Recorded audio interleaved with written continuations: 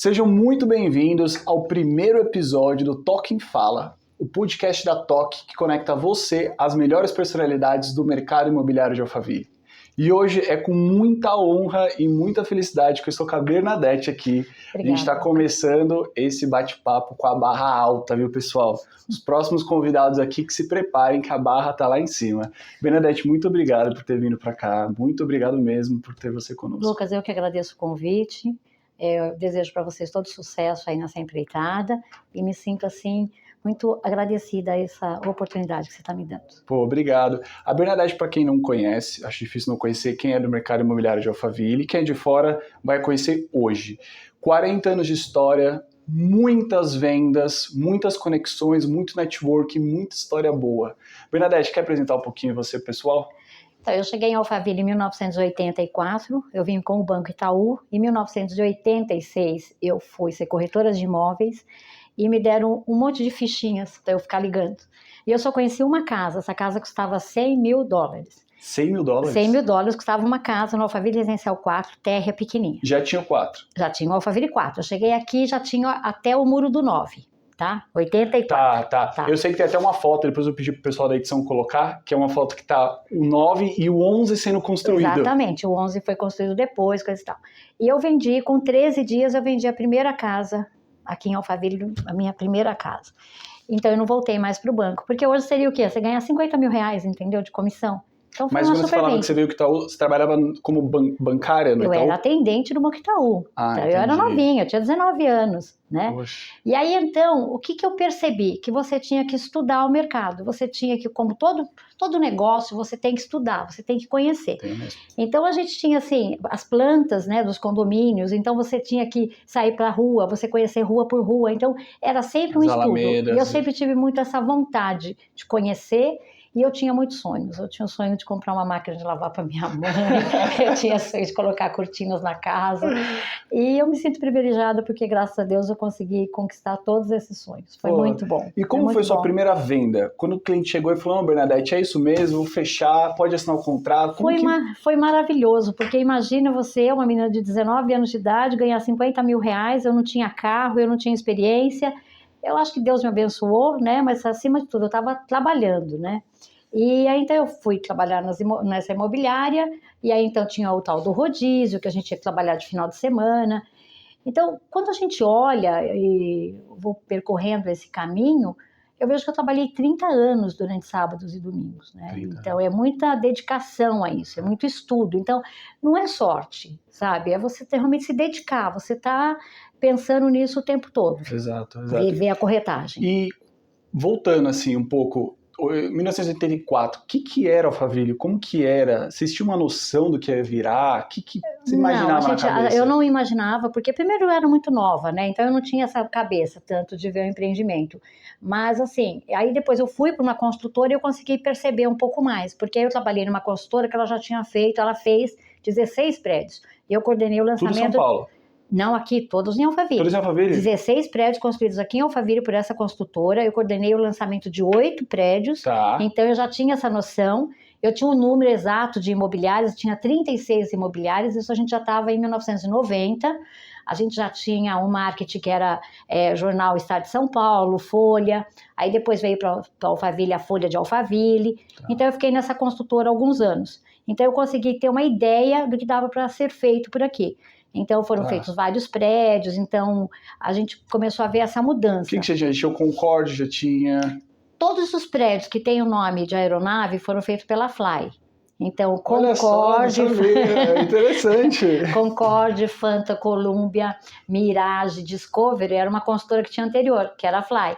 E os nomes mais estrangeiros eram da Constrasa, entendeu? Entendi. California Towers, tudo que é Towers era da Constrasa. Da Constrasa, então essas duas eram as maiores. Era. E eu, por exemplo, ajudei a colocar o nome num prédio. Por exemplo, o edifício Europa, Paris, Roma, Madrid, tinha uma propaganda de rádio que falava voe Paris, Roma e Madrid. E eu cheguei no escritório e falei, gente, vamos colocar esse nome, conversei com o arquiteto. Então, assim, me sinto alguém que realmente produziu bastante para a comunidade, para a Alphaville, para construir isso tudo. Pô, produziu demais, né? Essa história eu não sabia. Pois é, uma das histórias aí. Como que era a venda nessa época? Assim, vinha o cliente, a gente estava conversando antes de começar o podcast, a questão do telefone. Vinha o cliente e não tinha telefone na época. Exato. O cliente, ele estabelecia uma relação. É isso que era bacana. A pessoa saía da casa dela, entrava numa imobiliária e falava, eu quero comprar um imóvel. Deixava as características e o endereço dela. Porque um telefone Alphaville custava $10 mil. Você ia tratar uma proposta, você tinha que ir na casa do cliente, Sim. né? Um ônibus aqui, ele demorava 1 hora para passar. O pão era entregue nas casas, aí depois foi crescendo, aí você veio a ter posto de gasolina, começou a ter restaurante, tinha um restaurante fantástico que era o La Roca. La Roca, também a mãe falava do La Roca. Aí depois você tem, assim, a capela, então casou alguns artistas, então foi ganhando alguma notoriedade nas coisas, né? Sim. Foi muito interessante essa época. Para o pessoal entender, assim, a questão do telefone que era caro e isso era uma dinâmica diferente no mercado imobiliário. Trazia uma dinâmica diferente essa questão, para vocês entenderem, pessoal de casa. Não é que o telefone, o aparelho era caro, aqueles telefones. Não. É a linha. É isso, exatamente. A linha que era $10 mil. Exato. Na verdade, antigamente, para você comprar um telefone, você ia numa lista da Telesp para você conseguir uma linha. Então, a Telesp não soltava a linha, então tinha um mercado negro. Então, você tinha que pagar $10 mil para você ter um telefone. Por isso que não tinha tanta imobiliária. O pessoal não conseguia montar imobiliário porque não tinha telefone. Então, aí depois houve uma expansão, houve um mercado de expansão, aí então teve alguns corretores que saíram e começaram a montar as outras imobiliárias. Exatamente.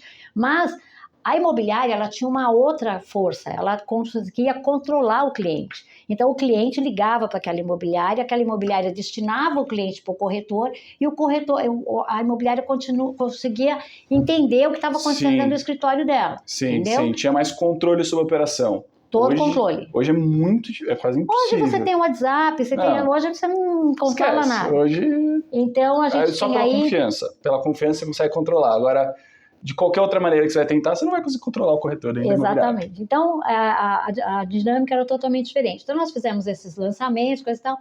Aí eu saí da construtora e eu ia trabalhar sozinha. Mas aí vieram 2, 4, 6. De 6, daqui a pouco eu olhei, eu tinha 13 corretores trabalhando comigo. E eu passava na Marcos Penteado e falava assim, meu Deus, tem tanto apartamento entregando e as pessoas não trabalhavam tanto apartamentos. E eu fiz uma empresa que me salvou, que foi a Beta Vertical. Eu coloquei 12 corretores, fiquei imersa nessa empresa durante 3 meses treinando o corretor, entrando em prédio por prédio, ensinando. Porque o corretor, ele tenta ser corretor e ele não consegue, ele não sabe a diferença de onde está o elevador de serviço do elevador social, entendeu? Então falta instrução. Exatamente. Então, se você saber de qual construtora que é, quantos anos tem um prédio, qual as vagas de garagem, gente, isso é super importante. Porque se você não consegue conhecer o seu produto para vender, você não vai vender, porque corretor nada mais é do que um vendedor. Pode ser de telefone, de sapato, de mesa, de papel, vendedor tudo é vendedor. Tudo você tem que conhecer, Exato. E tudo você tem que conhecer seu produto. Então eu fiz a Beta Vertical, aí a gente estava com bastante gente já, acho que tinha aí uns 30 já, aí uma pessoa mais uma vez acreditou em mim e eu fui para o andar inteiro, foi 600 metros de escritório. Eu tinha Beta Consultoria, Beta Vertical, Beta Incorporadora, aí eu fiz uma administradora e foi crescendo. Só que nesse crescendo eu perdi o pé. Perdi o pé total, chegou uma hora que eu olhei e falei, eu só estou trocando dinheiro, não estou ganhando dinheiro, preciso mudar isso aqui. E porque o custo é alto também. O custo era muito alto, mas uma coisa que foi muito difícil para mim foi eu me desvencilhar de algumas pessoas que estavam comigo há 14, 15 anos. Sim. Isso foi cortar na carne. Mas eu fui. Você tem que entender que uma empresa não é seu filho. Tá. E para quem cria uma empresa, a gente cria uma empresa achando que é como se fosse um xodozinho, não sei o quê. Não, não é isso. Empresa eu sei bem não esse sentimento. Exatamente, a empresa não é. Bem. Né? E dentro disso você tem muitas histórias, né, da corretagem, né? E você depara com uma série de pessoas, cada uma com um perfil diferente. Você está lá com 60 pessoas trabalhando, te desgastando, um que vende, o que informa, o que desinforma. Sim. Um que ajuda, outro que atrapalha. Faz casa de louco. Pois bem, aí eu fui diminuindo. Mas tem uma história que eu acho muito interessante da corretagem. Tem um corretor, eu conheci essas duas pessoas. Tá. Tem um corretor que vendeu um imóvel na Serra da Cantareira e não recebeu nenhum tostão pela venda. Ele trabalhava numa imobiliária? Não, ele trabalhava numa imobiliária e tinha uma imobiliária. Ele atendeu essa pessoa E essa pessoa, não, eu preciso comprar um terreno, e foi apertando, não tenho mais dinheiro. E ele, muito, muito bom, cedeu e vendeu o imóvel para a mulher. Ele era tão bom que depois que ele vendeu, ele pegou a escritura e foi levar na casa da mulher. Quando ele chegou na casa da mulher, ela morava numa baita de uma casa, tinha carros, não sei o quê. Ele olhou para ela e falou assim, nossa, a senhora poderia ter pago a minha comissão. Ela falou para ele, por isso que eu sou rica. Olha só. Tá? Choca essa história? Tá, mas quantas vezes a gente já cedeu 3%? Quantas vezes a gente já cedeu 4%? Choca a história porque ele cedeu 100%, mas quantas vezes um corretor cede na comissão para vender? Todo dia. Tá. Aí tem uma outra história. Tem uma pessoa em São Paulo, na época, num dos últimos prédios ali da Bela Cintra, de plantão ali, parado, coisa tal. Domingo à tarde entra um homem.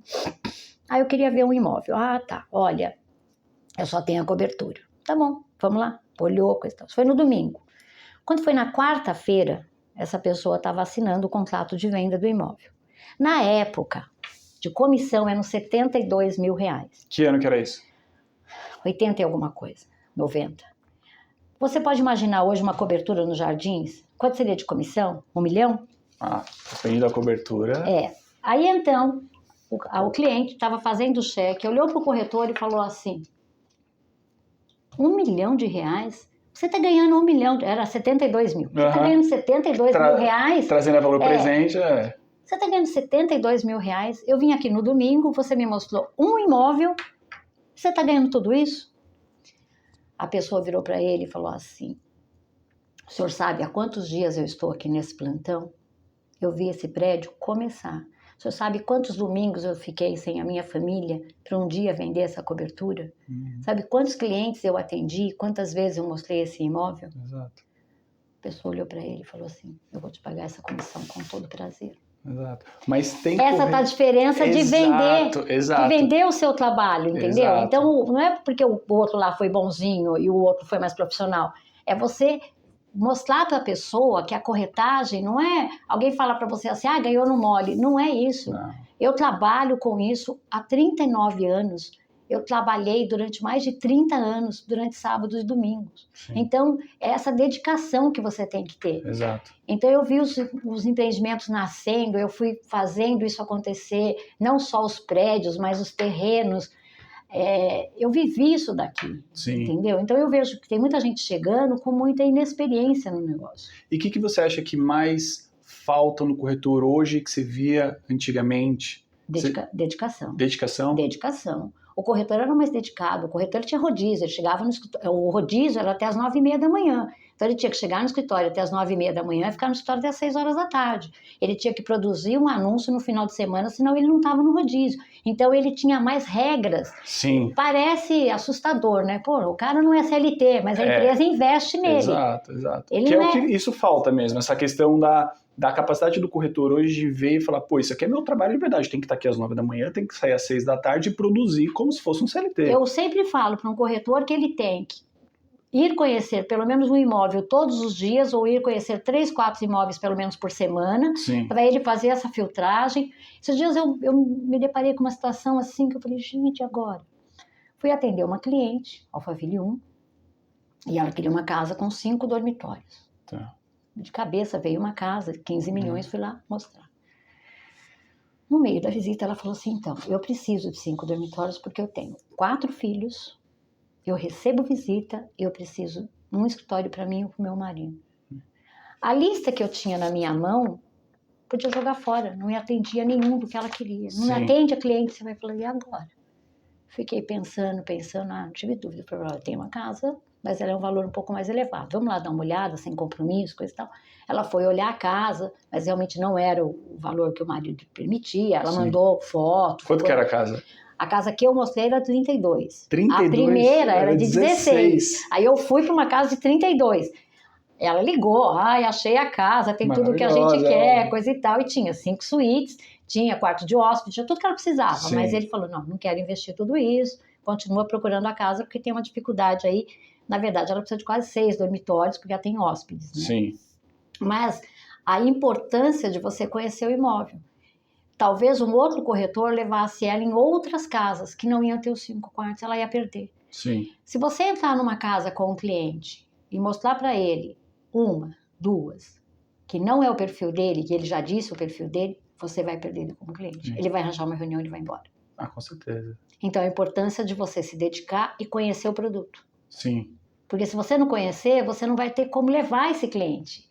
Né? Como é que você faz ele ir no teu caminho, se você não sabe para onde você está indo? Você se lembra de alguma venda que você viu, falou assim, pô, essa aqui não vai dar certo, mas chegou no final, virou, deu super certo e... Olha, eu vendi uma casa esse ano e essa pessoa já tinha comprado 2 casas comigo. Tá. Eu estava achando que ele estava olhando as outras casas para ver a casa que ia concorrer com ele quando ele terminasse uma delas que ele estava fazendo. Aí ele foi daqui dali, daqui a pouco ele falou assim, vamos voltar na casa tal? Aí nós voltamos à primeira casa. Só que a primeira casa, eu tenho um relacionamento com o vendedor muito bom. Então eu sabia o quanto ele chegava. Entendi. Então a casa estava no mercado por 16,5 milhões, mas eu sabia por quanto realizava. Aí o comprador falou para mim assim, Bernadette, ó, se ele aceitar o meu apartamento, um terreno, parcelar, não sei o que, eu fico com a casa. Caramba, mas também, né? Parcelar, coisa e tal. Aí o apartamento tudo bem, eu convenci o proprietário a ficar, o terreno, o que eu fiz? Eu botei mais 3 parcelas na frente, voltei com uma contraproposta dentro do valor que estava com ele, foi daqui dali, ele comprou. Eu juro por Deus, eu não acreditava nessa venda. Eu não achava que esse cara podia comprar mais uma casa de 13 milhões. E ele comprou. Ele comprou, tá pagando direitinho, tá tudo certinho. Tá tudo certo, mas... Entendeu? Mas é inspiração. Eu fui atender uma cliente esses dias, eu comecei a conversar, falei, nossa... Ela começou a falar o que ela procurava, o que ela queria. Eu me senti assim, apertada. Fui andando com o carro. Eu falei, aquela esquina serve. Voltei o carro. Falei, olha aqui, ó, tem tanto assim, assim, assim. Ela, nossa, isso aqui dá para fazer o que eu quero. Eu falei, exatamente. Então, é inspiração. Sim. É conhecimento com inspiração. Tem uma hora que você fala, para onde eu vou? O que vai dar isso aqui, entendeu? E aí vira a chavinha para você poder entregar a solução. Você tem que ter o conhecimento. Claro, conhecimento. Senão você se perde no negócio. Voltando só uma última vez pro passado, quando que você viu e olhou para a Alphaville e falou assim, pô, isso aqui vai virar um puta negócio? Ou nunca teve isso? Foi acontecendo? Não, eu olho isso até hoje. Até hoje você vê... Quando você vai aqui pro Tamboré 10, Tamboré 11, não tem um monte de terra em volta? Tem imóvel para os meus netos e para os seus netos, entendeu? Então você vai até, você vê o Gênesis, você vê do outro lado ali, Valville, não sei o quê, aquilo tudo pode crescer. Você pega Marcos Penteado, tem muita coisa para ser feita ainda. Na Honório Penteado, entre o Itaí e o Tamboré 11, tem um monte de terra. Exatamente. Está sendo um clube novo. Tem terra grilhada, tem um monte de... Por sinal, uma história bem bacana, o que é a terra grilhada? Não sei se você lembra, a gente perdeu no direito, né? O que acontece? A pessoa pegava um papel desse aqui novinho, branquinho, colocava dentro de uma gaveta e botava o grilo. Aí o grilo comia um pedaço, deixava ele com aspecto antigo, amarelado. Sim. Aí então tirava e o papel tinha uma ideia de antigo. Então por isso que era terra grilhada, vinha do grilo. Olha só, essa aí. Essa é bacana, hein? Essa é boa. Qual foi a situação mais maluca ou inusitada que você viveu durante uma venda que você falou assim, pô, tá bom, isso aqui pra mim... Não, eu vivi uma situação muito difícil, que eu vendi uma casa, a gente tirou todas as certidões, ela estava em nome da senhora, e graças a Deus a compradora quis fazer uma vistoria no imóvel antes de terminar de pagar a última parcela. Quando ela chegou na casa, tinha uma moça lá e um marido, eram os filhos, a filha da dona. Tá. E a filha da dona disse para ela, essa casa é minha, a minha mãe já me vendeu essa casa anteriormente. Nossa. Então a mulher tinha vendido a casa no evicção. Escritório, ela já tinha vendido a casa. Quem nunca viu aí, isso aí. Gente, pensa numa situação difícil. Graças a Deus ela não tinha quitado a casa. Então a gente conseguiu fazer com muito custo um termo de acordo. E a menina tinha só um papel de empréstimo para a mãe, que ela teria emprestado dinheiro para a mãe em dólar, entendeu? E que era o valor da casa. E a mãe tinha dado a casa como garantia. Ah, entendi. Então era um documento, uma folhinha de família, mas estava lá, um empréstimo de tantos mil dólares, e eu garantia a casa, e assinado pela senhora. E ela omitiu isso da gente. E isso você não acha, no registro de imóvel, você não acha em lugar nenhum. Então pode ter um vício no imóvel e você não perceber. Olha, isso daí me deixou... E eu também, né, já vendi a casa errada.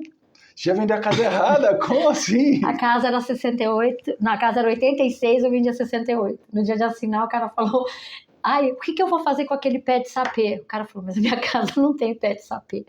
Aí saiu todo mundo, o gerente, o corretor, o advogado, outro advogado. Ainda bem que a outra casa era melhor. Entendeu? Nossa, ainda bem que as duas estavam vendo, né? Também. Essa foi. Eu já vendi o terreno errado. Isso, já ouvi uma história muito boa sobre isso. Que não comum, mas isso relativamente acontecia antigamente em Alphaville, porque eram vários terrenos. Nossa, era muito um terreno. do lado do outro. E aí chegava o corretor lá, quadra, não sei o que lá. Você ia andando. Esse aqui tem 12 de frente, então é 12 passadas. E você já, no meio você achasse um de 14, pronto, lascou. Que 12 é 360 metros, 14, 420 metros. Entendeu? Então, Sim. Aí você vai pela passada contando para achar o lote, que não tinha marca, não tinha mais nada. Mas esse não, a mulher ligou para mim, eu estava indo para um hotel, e ela me perguntou, Bernadette, o terreno que você me vendeu é do lado da Casa Amarela? Eu falei, sim, senhora. Ela falou, então eu só queria saber se você me enganou ou se você se enganou. Eu falei, como assim? Ela falou, o terreno é do lado da obra. Aí eu falei, não, a senhora não se preocupe. Eu tremia. A senhora não se preocupe, a gente vende o terreno porque a senhora comprou muito bem, não sei o quê. Bernadette, não se preocupe. O outro terreno me atende do mesmo jeito, a metragem é igual, não se preocupe. Mas ela foi muito boazinha. Não, mas anos depois eu fui mostrar uma casa para ela. Aí tava ela e a família, ela parou na frente da casa e falou, tem certeza que é essa casa aqui? Eu falei, exato. A piada só valia para nós duas, né? Quer dizer, você não já me mostrando a casa errada? Né? Pô, mas vender o terreno errado, assim, a gente não vende, né? Porque se chegar na hora da escritura, bate ali, a pessoa não consegue assinar, não vai para registro, mas você não engana, mas você vai levando, se engana e engana a pessoa sem querer. A pergunta dela foi essa, você me enganou ou você se enganou? Entendeu? Então ela queria saber isso de mim. Graças a Deus não perdi a cliente, mas no primeiro momento eu falei, perdi minha carreira. Exato. Você pode perder, na época que isso aconteceu, mais ou menos 2015, por aí, eu poderia ter um problema sério na minha carreira. Você vendeu um terreno errado, você vendeu uma casa errada, isso é a má fé, né? Porque, para o pessoal de casa assim, entender, a gente acaba trabalhando com o patrimônio das pessoas. Então, a gente... Olha, eu levo mais seriedade o patrimônio dos nossos clientes do que, às vezes, o meu próprio patrimônio. Porque, cara, mexer com o dinheiro dos outros, com o patrimônio dos outros... muito complexo para você chegar a dormir bem sabendo que você fez um erro grotesco que você poderia, com um pouco mais de atenção, não ter levado ao erro. Mas já teve cliente impossível, Bernadette? Aquele cliente que você falou assim, não, esse aqui... Não sei falar nomes, né? Não é o cliente impossível. Eu posso dizer para você hoje de outra forma, uma forma bem interessante. Hoje eu posso demitir alguns clientes. Hoje eu tenho esse prazer. De alguém ligar, eu olhar e falar, você eu não atendo. Qual característica que você fala assim, não, aqui eu não te atendo? Porque essa pessoa vai aproveitar do meu trabalho, vai comprar direto, ou então não vai querer me pagar comissão, ou então ele vai querer me dar alguma coisa, no final ele vai dar lá algum débito para eu pagar, um IPTU, um foro. Então, essa pessoa ela vai estar fechando e não está fechando. Eu gosto muito de trabalhar, por exemplo, com judeu, porque o judeu, depois que ele fala, está feito, ele não volta atrás. Ele é muito sério nisso, né? Eu até mesmo, né, uma história bacana também é o seguinte, eu antes de comprar um carro, eu comprei uma casa. Por quê? Eu tinha um cliente que um dia eu conheci esse cliente dentro da construtora servindo café. E o meu patrão falou, Betinha, fulano quer comprar alguns apartamentos. Eu vendi 32 apartamentos para esse cliente. Caramba! Porque eu estava ajudando a copeira a servir o café, que ela era toda atrapalhada. Mas aí eu falei para esse cliente, olha, eu vou comprar um carro. Ele falou, você não pode comprar um carro. Eu falei, por que eu não posso comprar um carro? Sim. Ele falou, porque você já tem despesa demais. Você paga o aluguel dos seus pais, você já paga o supermercado, você não paga a conta da sua casa? Eu falei, pago. Então, para que você vai ter mais uma despesa que é um carro? Você tem que ter uma casa. Aí eu ainda falei, sabe a diferença de uma casa e de um carro? Ele falou, calma. Com a venda desses imóveis, eu comprei o meu primeiro apartamento. Eu tinha 24, 25 anos, eu comprei meu primeiro imóvel. Dei a casa para minha mãe, que eu queria tanto dar uma casa para minha mãe. E depois eu fui comprar um carro. Então, as pessoas, eu vejo hoje muito no mercado, pessoas circulando de Porsche, de BMW, pagando aluguel. Isso é muito comum, mas porque... A aparência. Exato. É isso, você chegou. As pessoas vivem da aparência, não pode, gente. Você tem que fazer conta, você tem que saber aquilo que você pode, qual é o preço, sabe? Qual é o tamanho da sua passada, fazer de acordo. Se você não tem, não compra. Hoje é mais difícil comprar uma casa do que era quando você começou? As eu pessoas batem muito isso na internet, falam muito que... Eu comprei um apartamento de 2 dormitórios em Osasco, entendeu? Sim. Então, assim, é o meu refúgio até hoje. Então, assim, eu não acho que é mais difícil, não. Eu acho que você tem exatamente que fazer isso, fazer conta. Sim. Então, imaginar, olha, eu tenho que economizar porque eu tenho um objetivo. Eu acho que é a mesma prioridade, você estabelecer prioridade. E, assim, e outra coisa também que eu acho, que as pessoas falam muito, imóvel, por si, ele não é negócio. Imóvel é sonho, é ninho.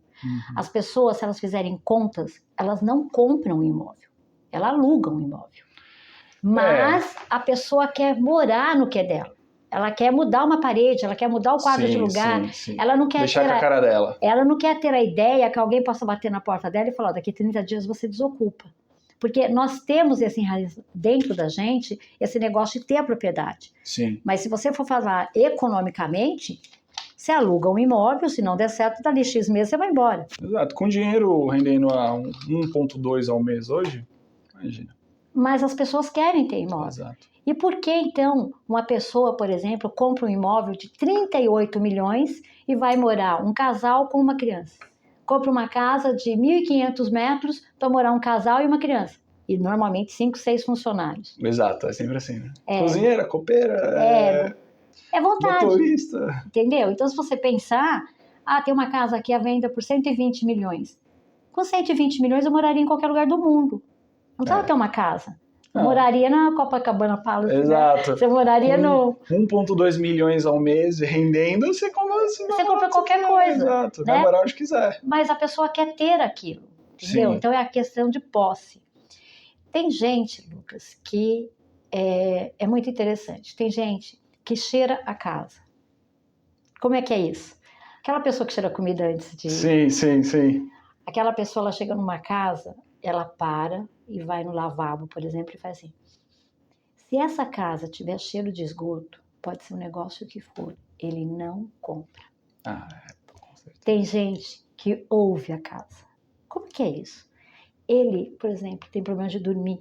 Então, se ele for ver uma casa que é no muro, ele não vai comprar. Se ele ver uma casa que do lado tem 2 cachorros fazendo barulho, ele não vai comprar.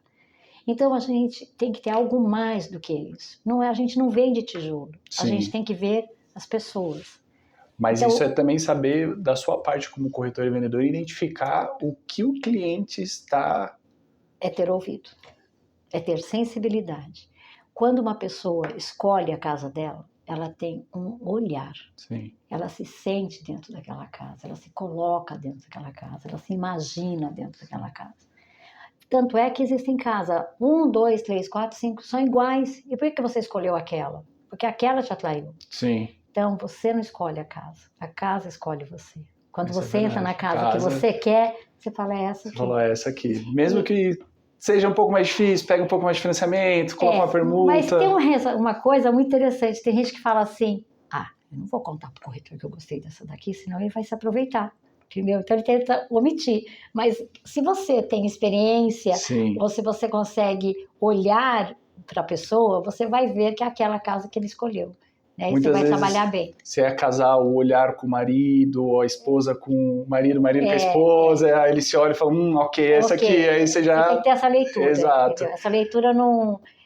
Isso não está na internet, ela está no dia a dia, ela está na visão do negócio. Você falou da casa de 120 milhões, para quem não sabe, tem uma casa à venda em Alphaville que até o momento está à venda, e até o momento é 120 milhões, pode aumentar ou pode ser vendida. Verdade.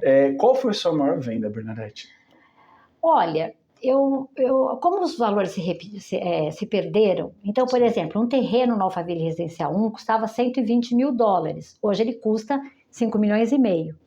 Mas eu vou te dizer qual foi uma das minhas maiores realizações. Foi quando um cliente falou para mim, com você eu fiz o melhor negócio da minha vida. Isso é bom. Isso não tem preço. Isso é bom. Quando eu encontrei uma pessoa ali na Alameda Cauaxi, ela me abraçou e falou assim, eu moro nessa rua graças a você. Sim. Sabe? Então, assim, isso é mais importante. Não é que é mais importante que o valor. O dinheiro é super importante, nós trabalhamos para ganhar dinheiro.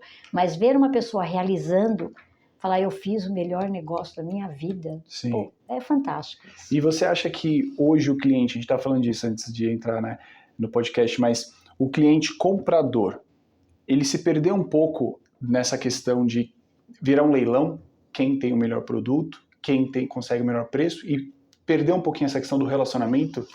Na verdade, ficou pior do que você possa falar, pelo seguinte, as pessoas escolhem um imóvel pela foto, quem fotografou melhor. E às vezes uma casa, que é a melhor casa, ela não está com a melhor foto, Sim. ela não está na melhor localização.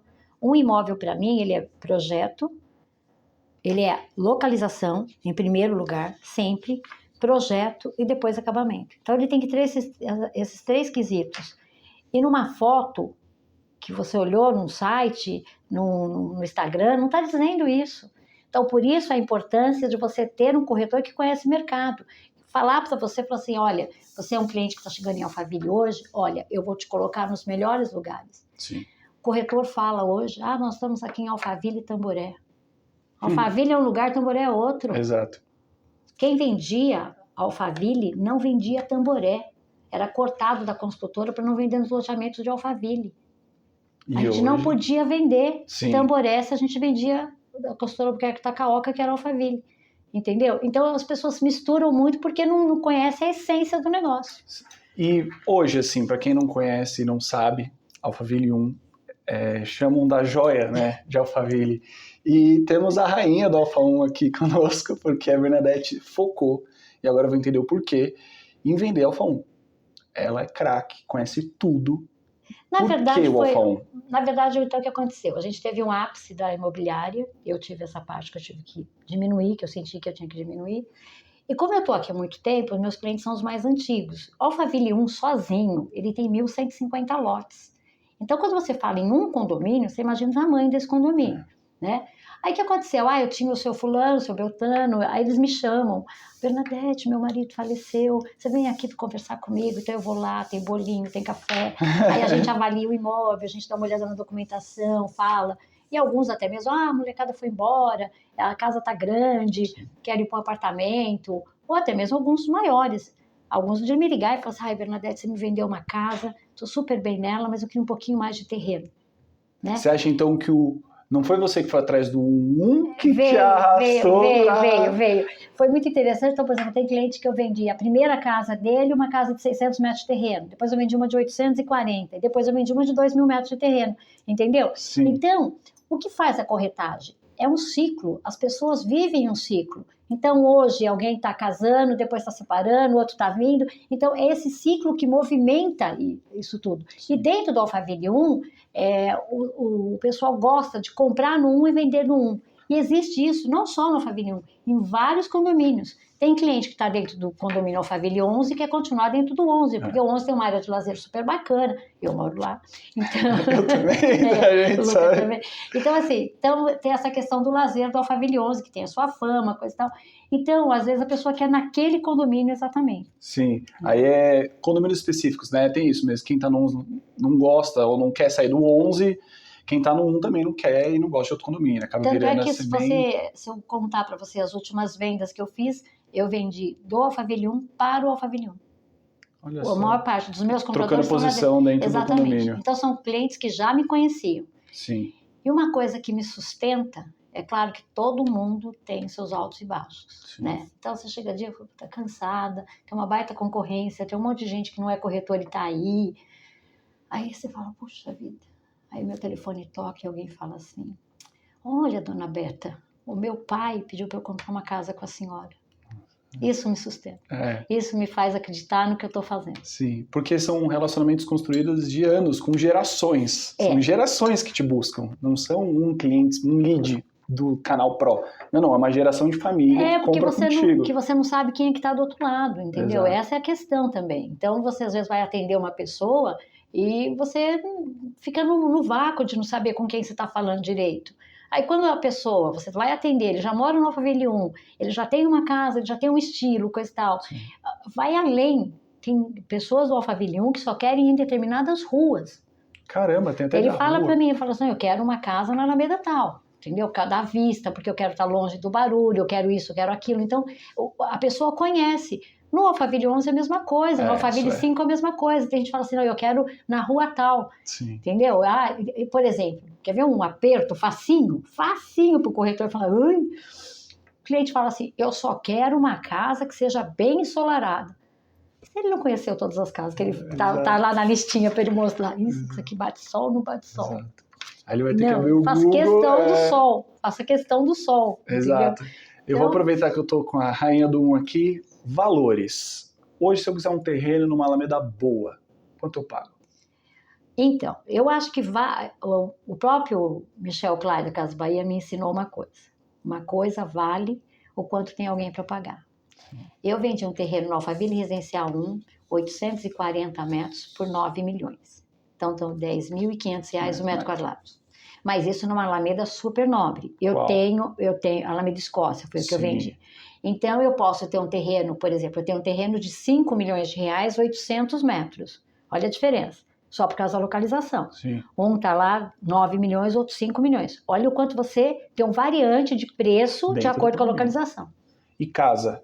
Oportunidades. Falou, não, esse preço, se alguém te liga falando esse preço, você já pega alguém e liga para outra pessoa que você sabe que tá vendendo. Se eu tiver casa hoje de 4 milhões e meio, eu vendo. Na hora? Na hora. Eu tenho um grupo de pessoas dentro do próprio Alphaville 1 que me liga e fala, Bernadette, se achar uma casa, 4 milhões e meio, que tem um pouquinho de vista, coisa e tal. Às vezes eles falam que querem perto da portaria. Eles colocam algumas ruas para mim também, vão me restringindo. Mas tá bom, se eu tiver uma casa de 4 milhões e meio hoje, eu vendo. Você vende? Vendo. Sem sair do lugar. Sem sair do lugar. Desligando o telefone e ligando para outra pessoa. Passa na rua, tá lá e vai ver. E esse cliente do Alphaville 1, ele não precisa, uma coisa que a gente tem que saber, ele não precisa que eu vá com ele. Ele não quer que eu vá com ele. Ele vai na rua, passa, me liga, fala, eu tô aqui na frente da casa, marca a visita ou não marca. Isso aqui eu vou derrubar, Bernadette, manda uma proposta. E antigamente, quem morava, para quem não sabe, quem comprava no 1 ganhava um título do clube. Ganhava o título do clube, exatamente. Do clube, exato. Na verdade, tem algo mais. O Alphaville, ele foi feito, ele era um centro empresarial. Então, ele foi criado um centro empresarial e para atender esses diretores, coisa e tal, foi feito o condomínio Alphaville 1 e o clube. Mas primeiro ele era totalmente empresarial. Sim. Então veio a Babylândia, veio algumas empresas. HP veio aquele prédio lindo. Então assim, foram instalando as empresas, a Vela, coisa e tal. Então várias empresas vieram para cá e a Takaoka, tendo uma visão bem bacana, construiu inclusive algumas casas no Alphaville 1. Até conheço as casas, assim, elas eram terras mais simples, coisa e tal. E a Takaoka vendia a título perdido lá para os caras, parcelado, coisa e tal, para virem morar aqui. Só que era uma dificuldade enorme, entendeu? Se eu cheguei aqui em 1984, tinha vaca no meio do caminho, não tinha um monte de coisa, o ônibus passava de hora em hora, você não tinha um médico, não tinha nada, você imagina quando começou o negócio em 1976, 78, entendeu? Era muito difícil vir para cá. Pessoal, quando eu falo para vocês que eu estou trazendo uma pessoa aqui com muito conhecimento, vocês acham que eu estou falando para encher a bola dela? Não, é verdade, tá, pessoal? Aproveitando esse mix de experiências, para um corretor hoje, que acabou de tirar o Cresce, quais são os conselhos que você dá para ele? Não vai ser fácil. Olha, não pensa que você vai vender casas de milhões. Veja, o que sustenta um corretor todos os dias é imaginar que ele possa vender uma casa de milhões. Tá? Isso faz com que o corretor saia de manhã otimizado, vou vender, vou para cima. Isso sustenta. Eu, dentro da minha imobiliária, eu não deixava setorizar, todo mundo tinha que ter a mesma chance. Então, assim, mas estude, verifique aonde você está indo. Então, você tem que ir cada dia num residencial, conhecer o residencial. Então, isso é super importante. Qual é o erro mais comum que você viu nos corretores novos? Eles querem... o pessoal, eles querem muito ser estrela, entendeu? Então, acho assim que o pessoal começa a postar e não ter o conhecimento. Então, você tem que ter, por exemplo, conhecimento de algumas perguntas básicas que o cliente faz para você sentir esse cliente. Você quer ver uma coisa? Quando o cliente pergunta para mim qual o sistema de aquecimento dessa casa, eu falo, ficou interessado. É uma perguntinha. Já bem capciosa. Tem hoje uma casa, ela tem que ser inteligente, tem que ter energia fotovoltaica, ela tem que ter uma série de coisas para ter o valor agregado. Tijolo é barato. Sim, porque a localização vale muito mais que o tijolo. Tijolo é tijolo. Nós mostramos aqui um terreno no mesmo Exato. condomínio, vale 9 milhões e o outro vale 5 milhões. Exato. Olha a diferença, né, da localização. E como você vê o futuro de Alphaville? Bernadette, aproveitando, tirando um pouquinho assim do seu conhecimento, como que você vê Alphaville daqui a 40 anos? Você vê muito mais prédios, você vê muito mais casa, novos empreendimentos como o Cantaloupe chegando, o que você... Olha, eu acho que vai acontecer muito igual São Paulo, né? Que a gente tem aí a otimização de espaço, então, assim, as pessoas querem menos, assim, querem apartamentos menores, não querem tanto carro, isso ainda vai acontecer em Alphaville, mas ainda quem vem para cá ainda quer botar o pé no chão. Ainda... Quer casa. Exatamente. A gente tem, é óbvio, né? Não vou omitir de ninguém, a gente tem um problema de trânsito, coisa e tal. Sim. Mas, gente, nos entremuros, dentro do residencial, é uma delícia. Esquece. Você sai de manhã, você deixar a sua família segura, sabe? Você ter todo o verde, você ouvir passarinho, coisa e tal. Isso é para quem deseja isso. E eu acho que isso vai continuar tendo, porque, por exemplo, Alphaville, antigamente, quando você fazia um residencial, ele era todo tombado. Hoje não. Você vê o Bulemac, você vê Gênesis, coisa e tal, o próprio Cantaloupe vai ter que deixar uma área verde. Vai, né? Eu tava até vendo um empreendimento, eu tenho poucas informações do Cantaloupe, mas eu sei que eles vão fazer um mix, né? Posso até estar falando besteira, mas eles vão fazer um mix de uma coisa comercial e bastante residencial.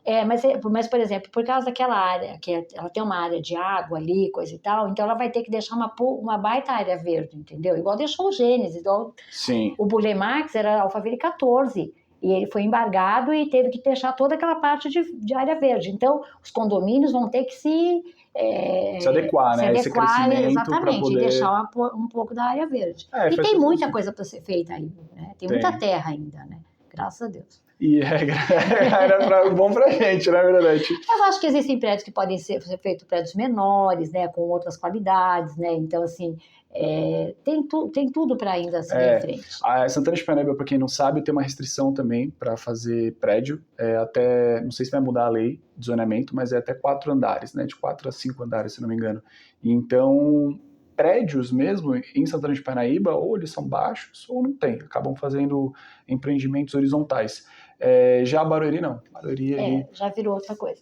Agora, por exemplo, uma coisa importante que a gente tem que ver é que dentro dos condomínios, por exemplo, você tem regras. Não existe uma casa menor a ser construída, mas você não pode construir uma casa muito grande.